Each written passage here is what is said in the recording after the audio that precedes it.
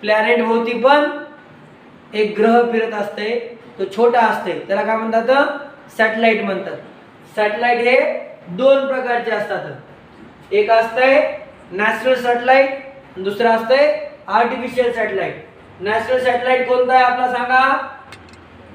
Moon. Moon is a natural satellite of the earth. लक्षात आलं का?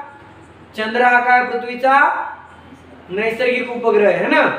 आणि दुसरे अशा प्रकारे मानवनिर्मित सॅटेलाइट असतात, जे कुठे सोडले जातात? अवकाशात सोडले जातात. त्याचे वेगवेगळे उपयोग आहेत. तर त्यापैकी आपल्याला जिओ स्टेशनरी सॅटेलाइट बद्दल माहिती बघायची. जिओ स्टेशनरी सॅटेलाइट म्हणजे काय?